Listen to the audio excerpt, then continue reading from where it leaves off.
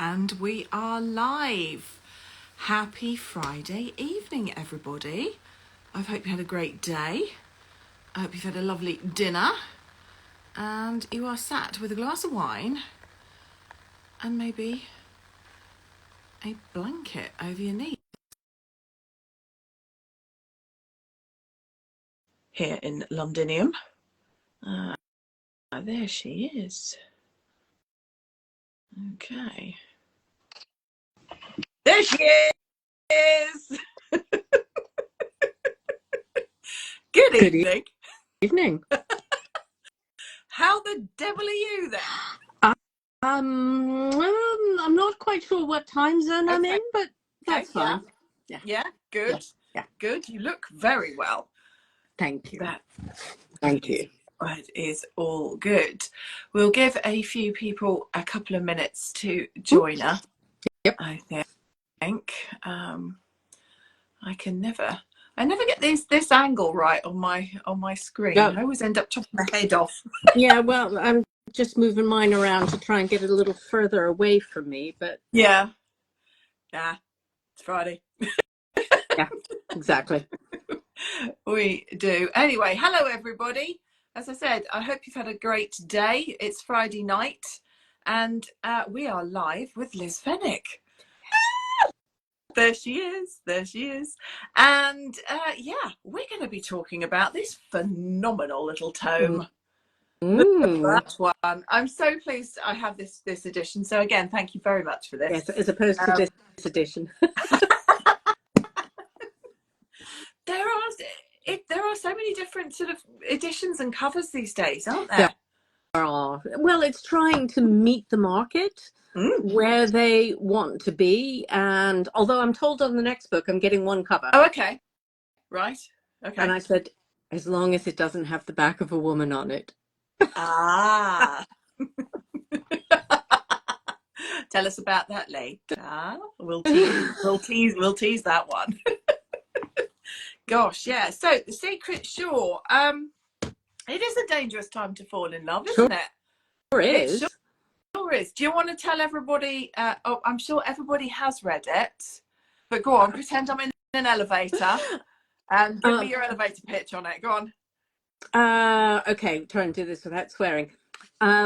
Cleverly talented, highly skilled map maker, Dr. Meredith Tremaine, is seconded to work in naval intelligence, and her boss is Commander Fleming.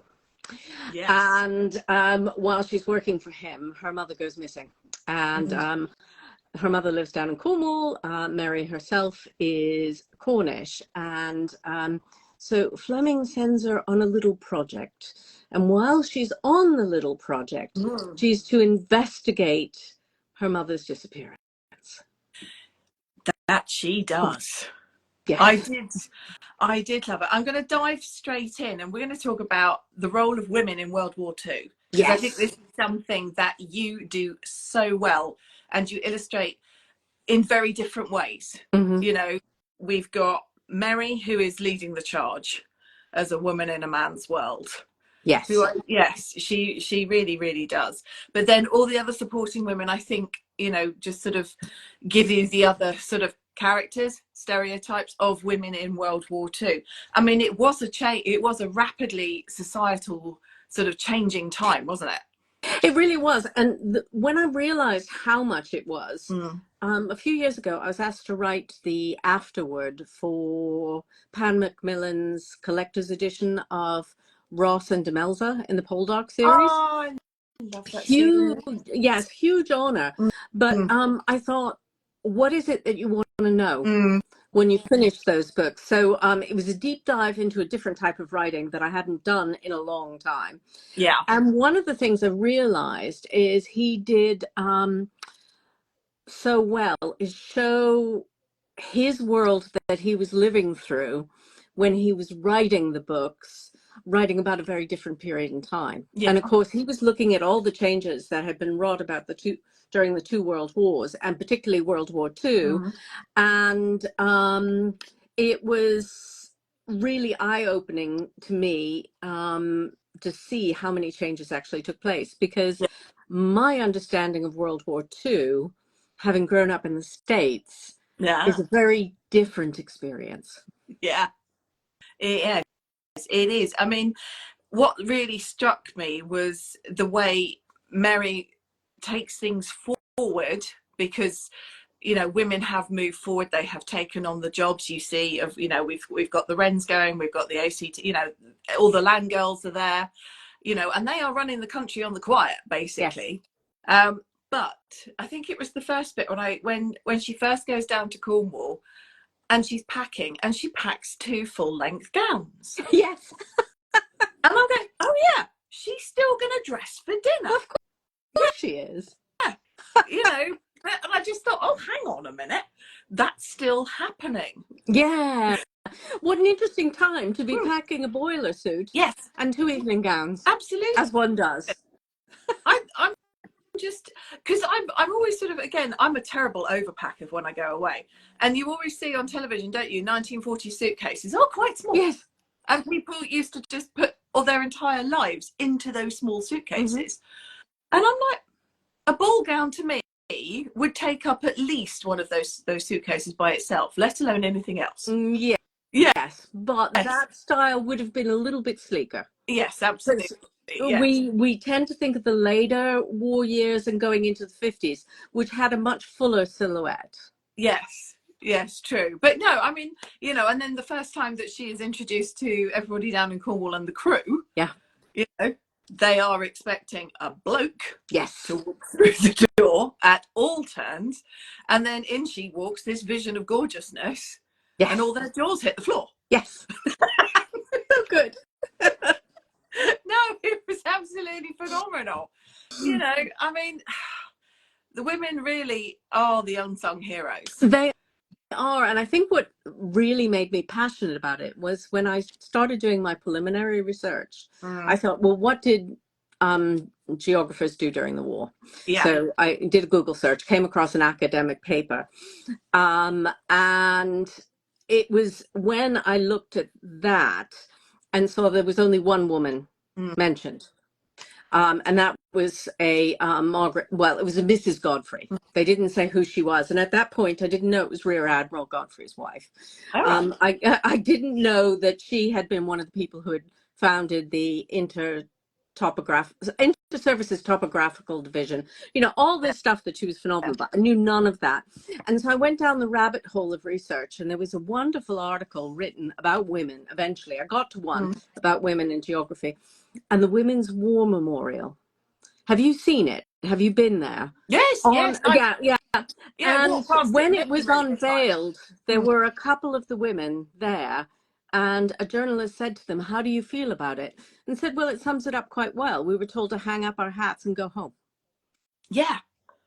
And I thought, oh, I have to say something about that. Oh, absolutely. But yes, that is what happened. I mean, your method of research intrigues me, because as you say, there are so many lost histories in this period of time, but mainly from women, because they just weren't acknowledged or written about, and it just, it was all swept under the carpet, and they just went home.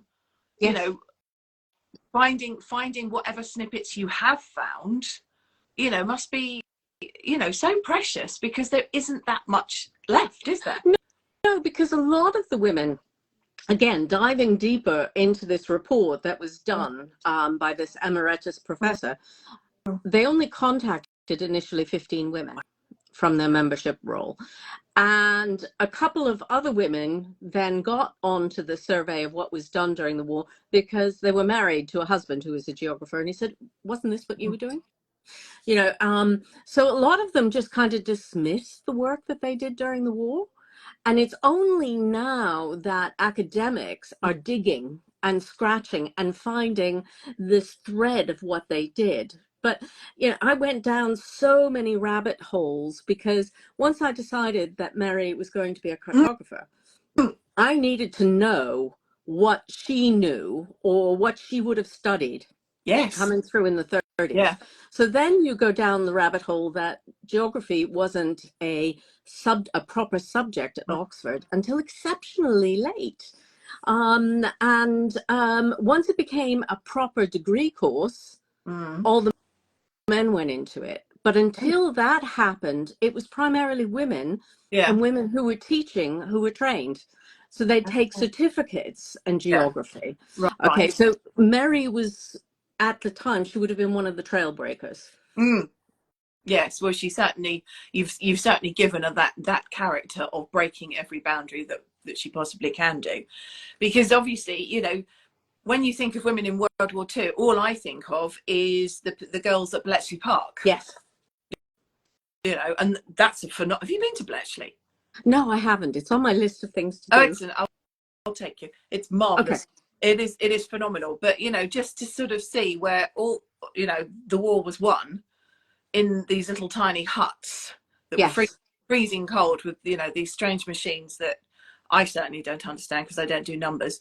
You know, it's just phenomenal. But to say that people, you know, that Mary is a cartographer, and actually, you know, the importance of what she is doing, and when Fleming sort of finally sort of tells her what she's going to be doing, when they finally give her that clearance in London, and you suddenly go, oh yeah, this is so important, because ultimately they are, you know, laying the bones for D-Day, really, aren't they? Yeah, totally. You know? And how long before, because what, this is 1941? 41, or was it 42? Yes. 42, I think. 42. You know, you are still 18 months out, and, you know, all of this work has to be done by people who essentially are ghosts. Yes. Which is just so cool. It is. And what I hadn't realized is I had read a book by Christian Lamb for a previous book called I Joined for the Hat. Thought it was a great title. And I was writing about my mother-in-law's experience as a wren, as a telegraphist. And so it was then seeing her on television and realizing she was one of the map girls. And then I got to meet her. And what book did she have beside the table? The Secret Shore. I had brought a copy to give her, but she was already reading it. She said, oh, I'm just reading this book about... Wow. And you went, I sort of wrote it. So, I mean, it was such an honor to meet one of the map girls. They are all astonishing, and of course so few of them. There were a few at the D-Day celebrations this year, I think, but they are all, you know, as they all are now, incredibly ancient. You know, it's just so precious that this history, you know, exists and is preserved. In my eyes, you know. Anyway, we've got in Uxbridge, near, you know, where I am, we've got the Battle of Britain bunker. Oh wow! Yeah, now that's a visit we should do. Yeah, so, no, definitely need to do that one, because that is, and of course there's Churchill's war rooms, which are, you know, phenomenal. No, so let's talk about Mary, shall we? In all her glory and all her beautifulness, because I thought that was really quite interesting that Fleming gives her that description that she's too pretty to be a spy. Yes. She really wants to be a spy, doesn't she? She really wants to be, because she has all it takes. Yes. Oh, yeah. You know, she's fully equipped. She grew up on a farm. She can hit most marks. You know, she can do all of that. And she's been a bit of a tomboy. And she's fluent in languages. And she's fiercely clever. Yeah, it's just such a shame, isn't it? But again, that boundary is there, even though it is recognised that she has all the skills requisite for doing the actual job. It's like, oh, no doubt, no, you can't possibly do that. You're a woman. Yes, it was also tempered by the fact she's too valuable to lose. Absolutely, yeah. Which I, you know, and yes, she is highly educated, and the brain is, you know, she is put to such good use.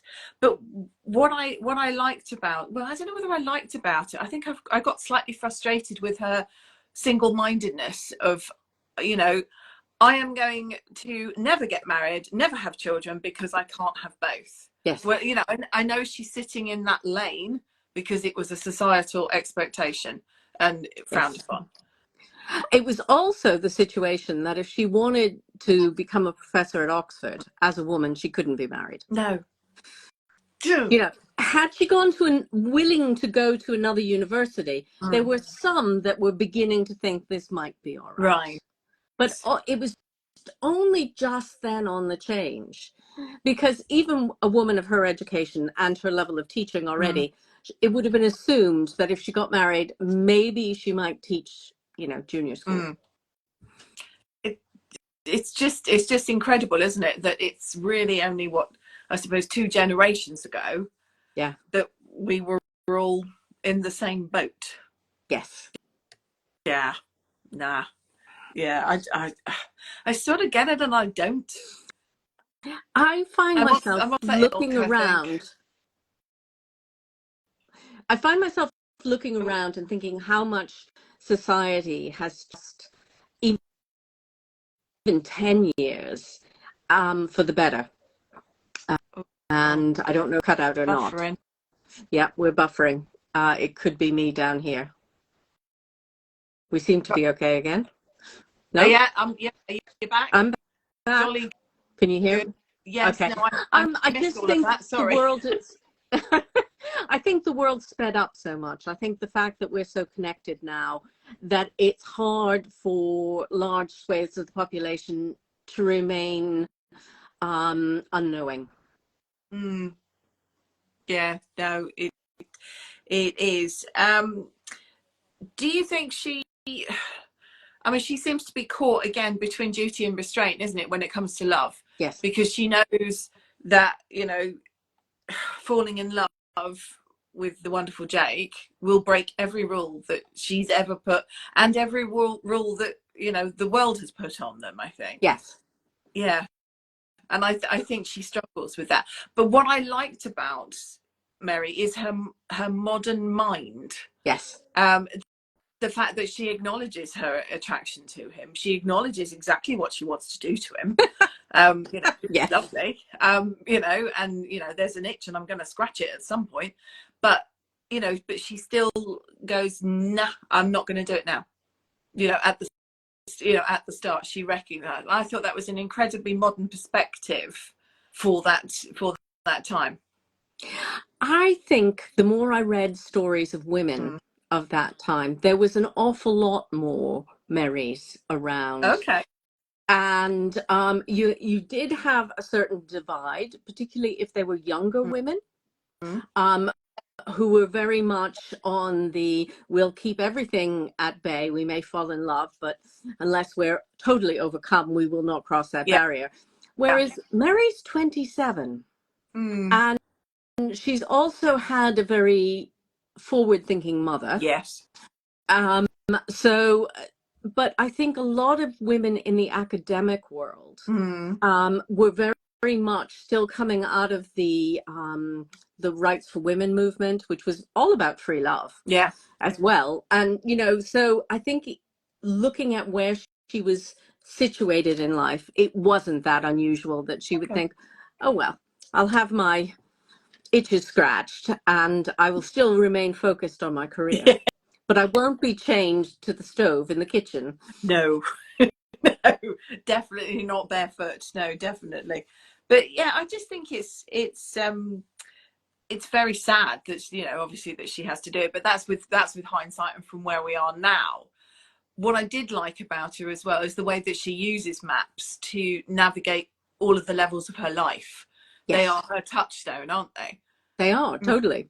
Because it's a way for her to see. One of my readers came back and said, is Mary on the spectrum?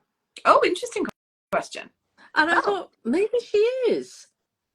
I hadn't thought about that when I was writing, but the way she needs to structure and look at her world through maps and have it organized, it could be. It could be. I think, yeah, I've actually written down on my notes here, if it's plotted on a map and she can see it, she can make sense of it. And if it's not, then she's lost. And I really, I've got that written right down there. That's yeah.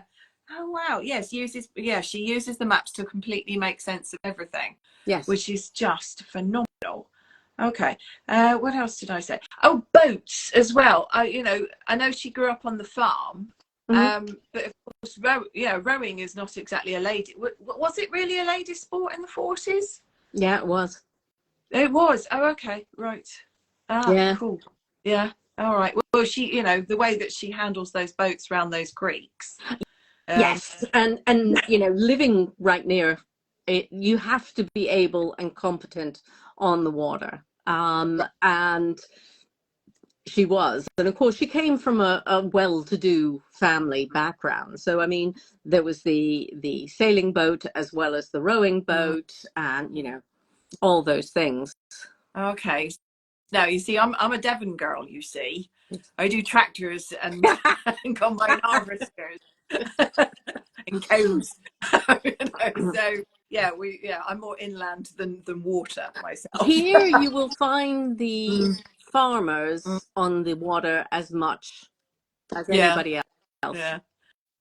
No, it's a cracker. I love the way that the way you weave that landscape into the narrative, and especially when they're on the hunt for Elise, and you start seeing the breadcrumbs that are being left for her on that hunt, and how the places they go to mean so much. It was really fun. It was also really a challenge because in the end, the book is my love letter to the Helford area. But I had to learn how to look at the landscape differently. In what way? I look out my window in daylight, not now, and I see fields. Yeah. Very pretty fields. Occasionally there's the odd sheep or cow on them. They are there. They're fields. They're not field structures. They don't represent the civilization that has developed here and all those things. So I had to stop thinking of them as very pretty fields and look at what this group of houses in the middle of these fields actually meant, which is why I basically had to go back and do the equivalent of a 1930s A-level in geography in order to write that. I read so many academic papers and the old ones to learn how it was different. Oh, why? Because as a subject, it's changed so radically over the years. So I was lucky to find a paper that was written about Cornwall in 1946 that really helped me learn the language that would have been used. Oh, the research I did was silly and crazy, but I always over research. So better to over than under, lovey. Yes. That's astonishing. That really is. I mean, the relationship between Elise and Mary, I thought, it's a very deep relationship within that family themselves. Ollie is, just as deeply ingrained, bless his cottons. But I liked the way that Elise and Mary, they love each other. They are, obviously a hugely deep mother-daughter relationship, but they are also fiercely independently, what have I written down? They fiercely independent of their intellectual creativity. Both got it, very different, with the painting and the maps, but they utterly defend that. Each of them, they are put in their own sort of cages, and they're like, no, this is mine, this is my life, this is my path. I love you because you're part of me, but I have my own path to follow. Yes, I loved writing Elise. I really did. She fascinated me. In fact, I may be going back to visit her story. I would love to see that because I think it would be hugely fruitful. Well, what's been interesting in the past few weeks, I had written an epilogue that was supposed to go in the independent edition of the book. And I asked my newsletter subscribers, did they want me to just send it to them? Did they want me to build it out a bit? Because it's, as an epilogue, it doesn't have any of the introduction of characters or anything else, so it was intended to be read immediately afterwards. They also wanted another Christmas novella. So the past couple of weeks I have been writing Mary coming back to Cornwall for the last time. Wow. With her granddaughter. And it's been really fun. And I think what will happen is I will leave the granddaughter to then go back and explore her great-grandmother. That would be good. Yeah. Because it's only on this trip that she finds out that her great-grandmother was working for the French Resistance. Ah. You know, kids don't ask and parents don't ask, and these things get lost. A bit like when she discovers that Mary worked for Ian Fleming. Yes. You know, talk about jaw drop moment. Absolutely. I did love that. I was like, yay. It is so. How many women do you think down that way that were doing what Elise was doing? Loads. Yeah. It was the perfect, undercover operation, really, wasn't it? It was interesting. After I'd finished the book and everything else, I came about a reference to Mary Holsworth. Yeah. So Jerry's wife. And at one point she was dropped into France, I guess. Wow. And the local man whose children gave me a recording of him talking about his experiences, Tom Long, he said the French should have given her a medal. Oh, crikey. For all the work that she did. Yeah. You know, and of course it's totally unacknowledged. There's just one passing reference that Mary did this. It's astonishing, isn't it, to, know that all this was going on. Yeah. And nobody really either acknowledged it, that it was happening, because all these covert operations that would be denied if they were ever uncovered. Well, it's really funny when you read about the secret flotillas and the fact that most of the local people thought they were a bunch of lazy sods. Because during the day they were, playing with boats. It was at night that they left. And then they were back in the morning. I know. It's like, oh, what did you do last night? Well, I just popped over to France and, accidentally, rescued some people or something, did something. Yeah, but just nobody knew it was happening. There was a wonderful, again, there was so much research that I did. There was another wonderful story of the local postman who had been given the duty of being the customs person, trying to stop Jerry Holsworth getting off the boat and onto the beach. He had a key map for that needed to go immediately up to Churchill. Yeah. And this local postman was trying to tell Jerry that he could not take anything without him seeing it. It's not proper authorities. Needless to say, that was changed. But again, there was no way to work some of the wonderful stories in without making the novel 4 times the size it was. Oh, are we back? I think we are.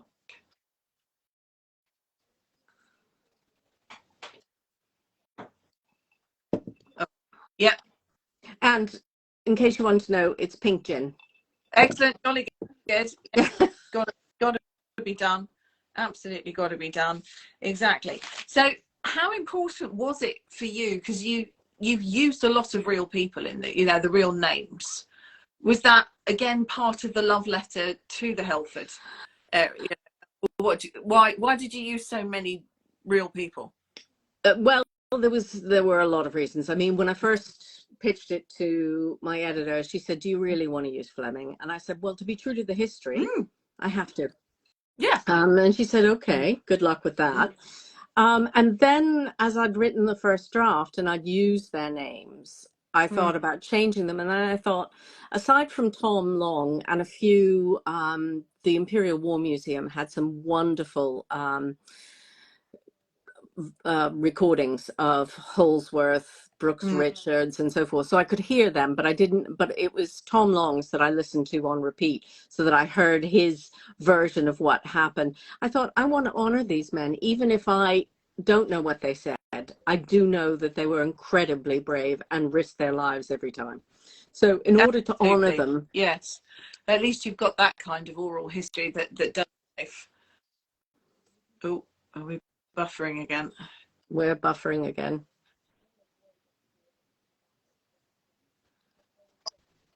We back? Oh, yes. We were. I think we were catching up. Okay. Just a little bit. Oh, hang on. You've gone again. Oh no. Lost. Yeah, we're buffer.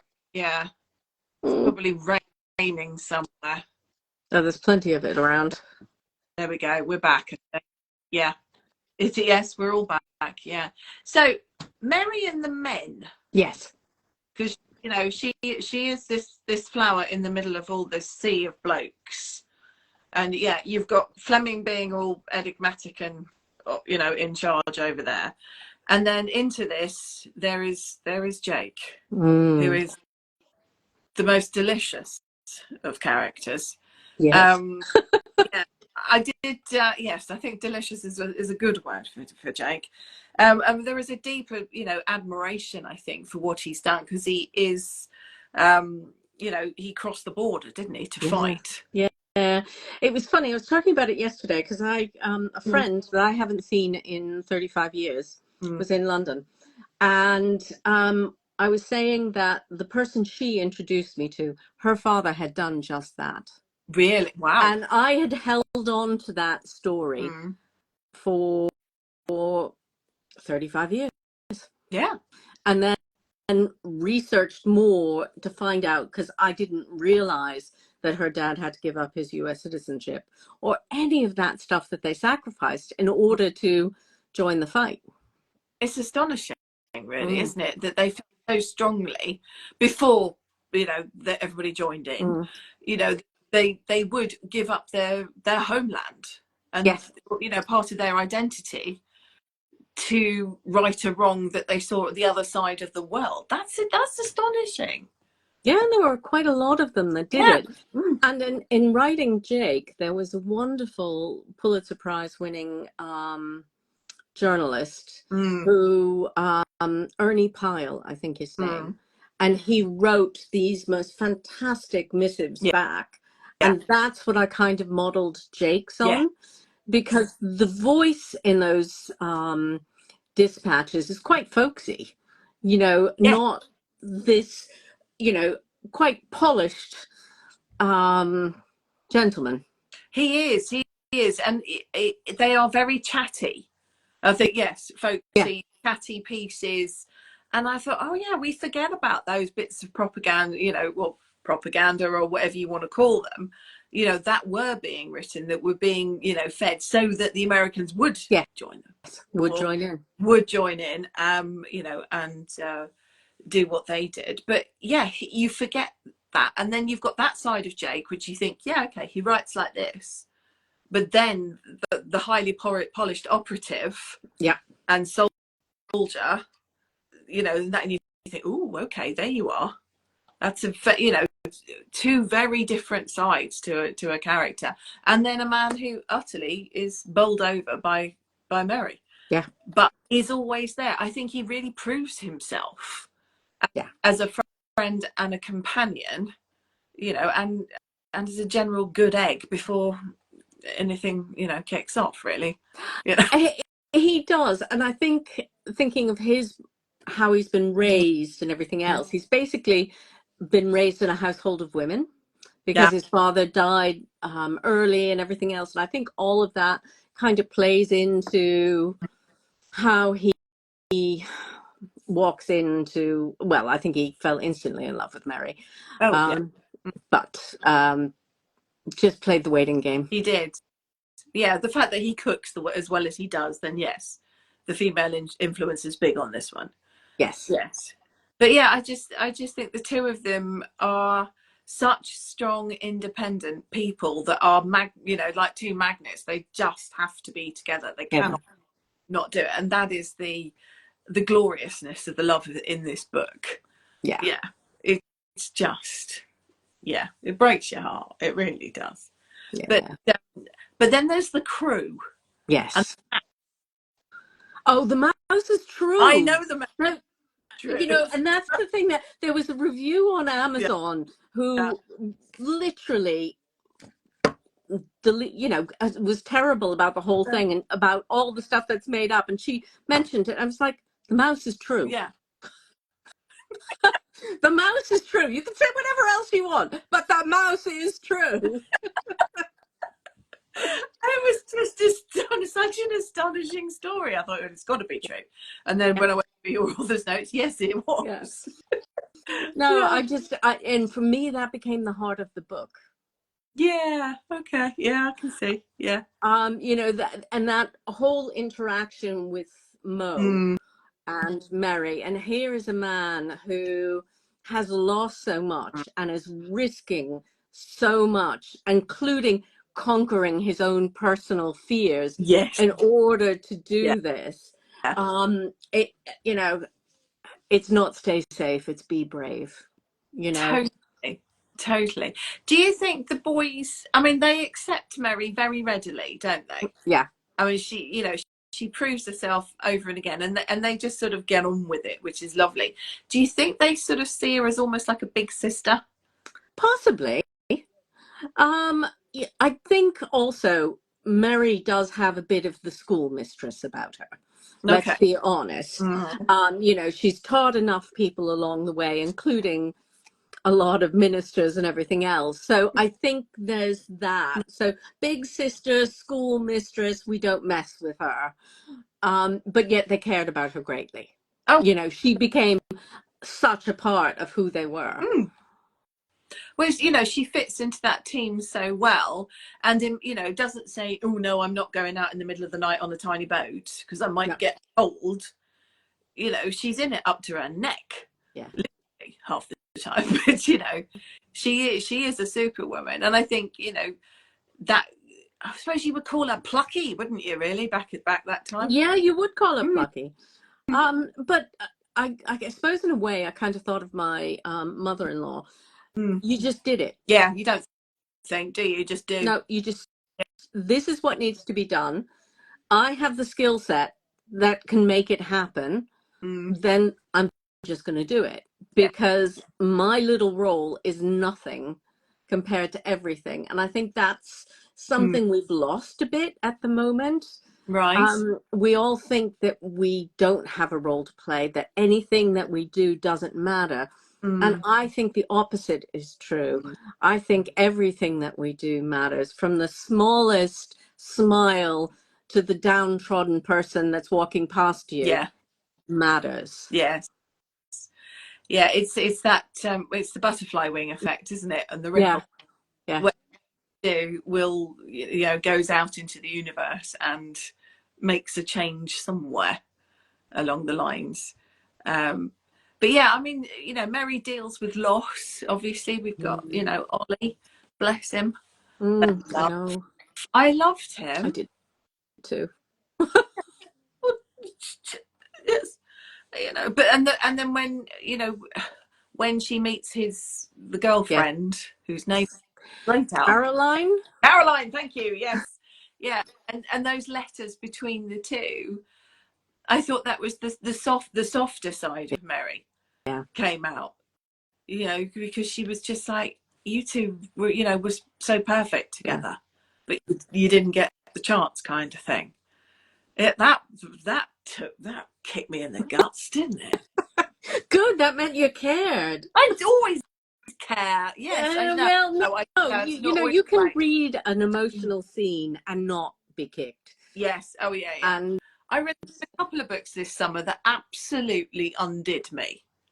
That is, when that happens to me, I have forgotten the architecture of the book. I've forgotten all the things that I'm supposed to be looking at, and I'm so immersed in the characters and their lives that I'm there with them. Yes. And the end, my dear, the end, I was blubbing like a bubba. My mum's walked past me. I was on holiday. I was on the veranda outside, and she goes, "You're all right." I'm going, "Yes, fine." She looked at me. She turned around. She said, "You don't cry at books." I do at this one. So, yeah, no, you do. Yeah, it's not often that I think a book, kicks you in the guts these days. Again, it's that level of depth of dragging you right into that book. And I think you do with this. It's so, I don't know, it's the landscape for me that got me first, to be honest. Okay, it's close to Devon, so yes. It's close to Devon.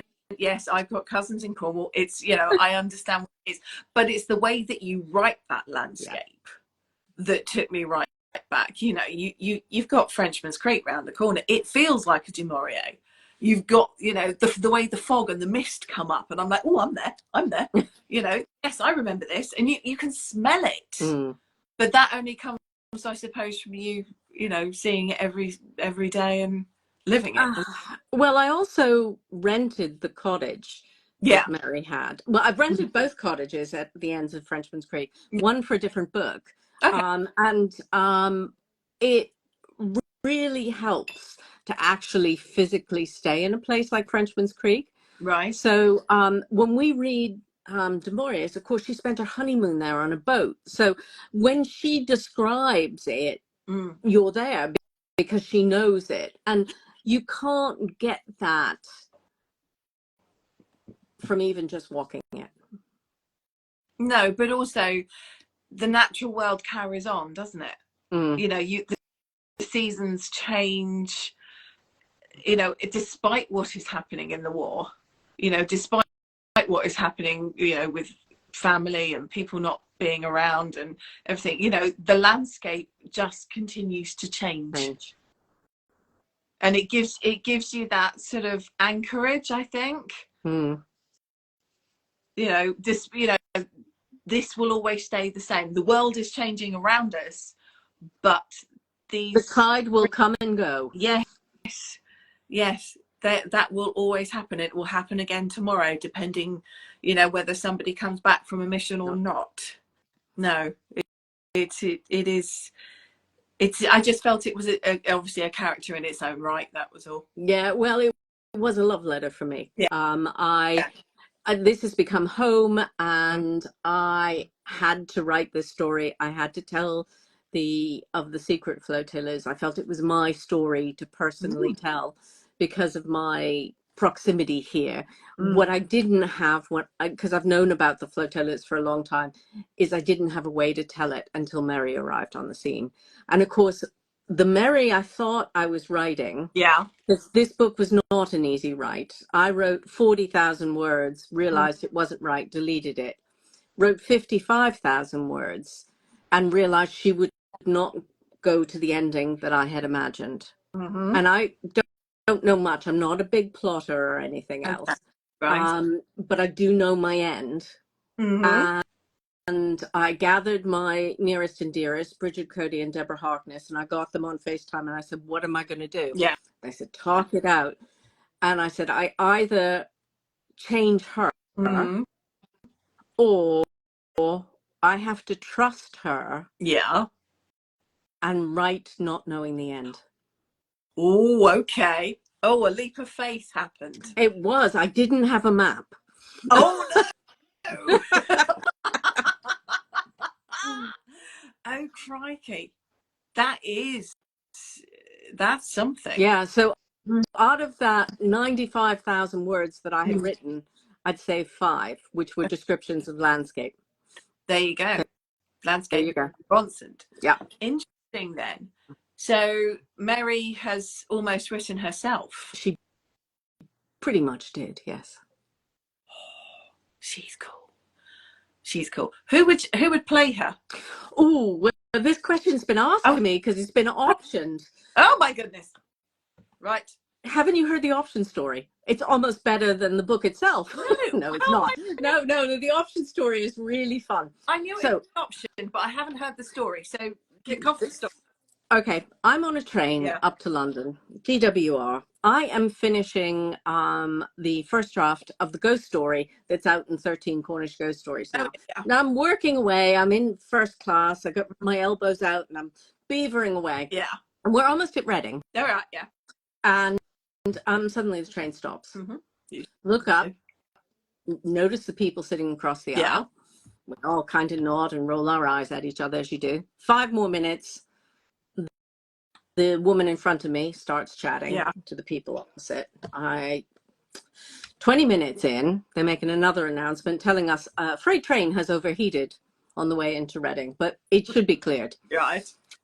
So I'm busy working away, and I suddenly finished the first draft, look up, we're still stuck there. And I said, well, at least it's been productive. I finished the first draft of my ghost story. And the gentleman says, oh, what's it about? And I described it, and he said, oh, that sounds very cinematographic. And I said, yeah, I think it is. And the woman says to me, what else do you normally write? And I said, well, my most recent book is historical fiction set on the Halford about secret flotillas that go to Brittany under the cover of darkness and a woman who makes maps. 6 weeks later, via my website, she asked me if the option was available. No. Yes. So whether it comes to be or not, it's, you know, the option's been done, financing is being raised, treatments are being done. So who would play Mary? Tough one.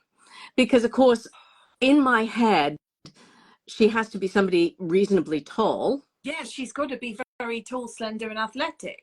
Yeah. So I'm a bit lost. Somebody raised the idea of one of the actresses from Downton, I think, who went off with the chauffeur, and I can't remember her name.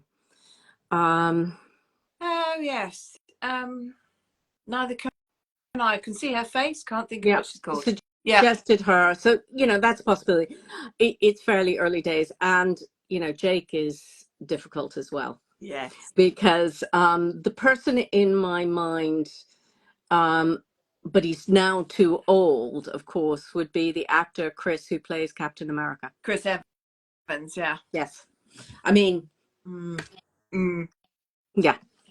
I can see where you were going with that one. And he's also from the same area. Oh, so yes. Okay. Excellent. He doesn't have to work on the accent. No. Oh, excellent. Wow.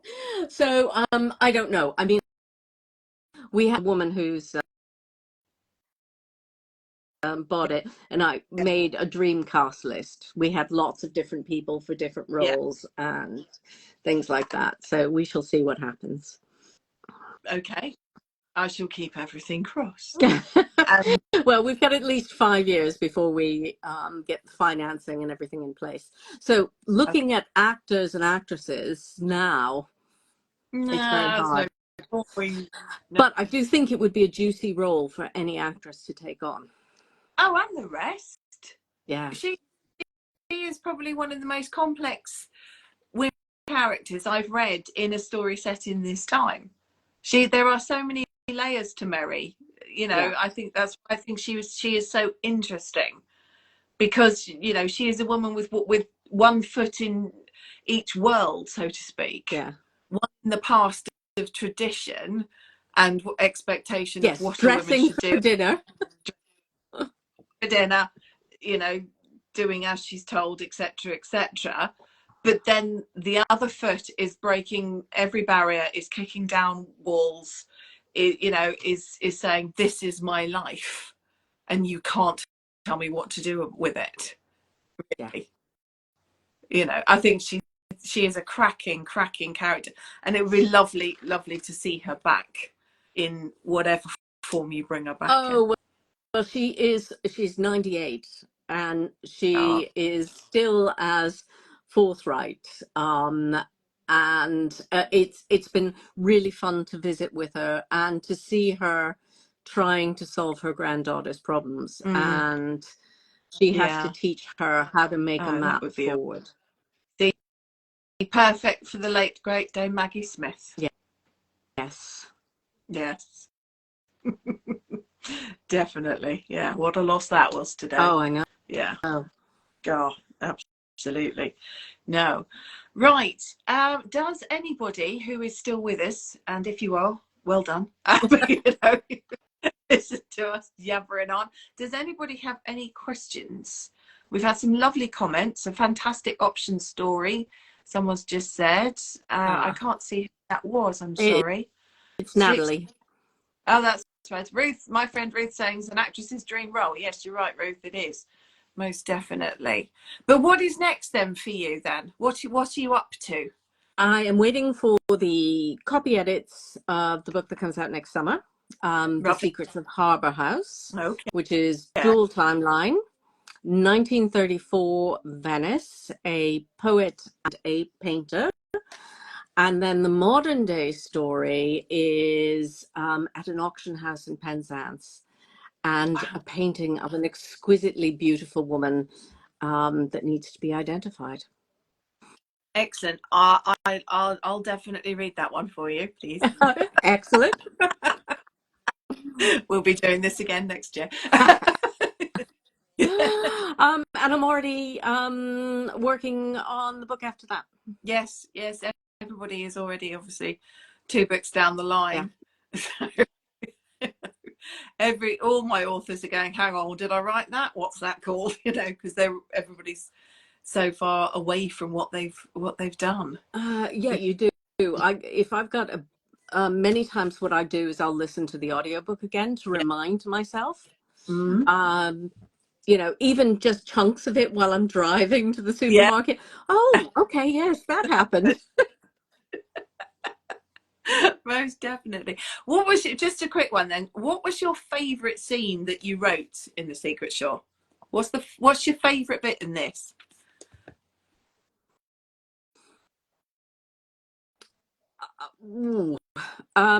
Two, if I'm allowed. Yeah, you're allowed to. Go on. I love the scene in the Sillies where she leads him across Briar and gets him on his own. I love the fact that she chose it, she picked her place, and I thought that was really fun. But for me, it was the last scene. Oh, man, yeah. I'm with you on that. Yeah. As I said, broke me. Yeah, kicked me in the guts. That was. But what was really funny, I'm normally good about making my front and my back end kind of match each other. Mm. And the husband is now fully Mr. Liz, and he's retired and he does all the back end stuff. He's also now become one of my first readers. And yeah. I was doing the edits and he came to me with the end, tears in his eyes.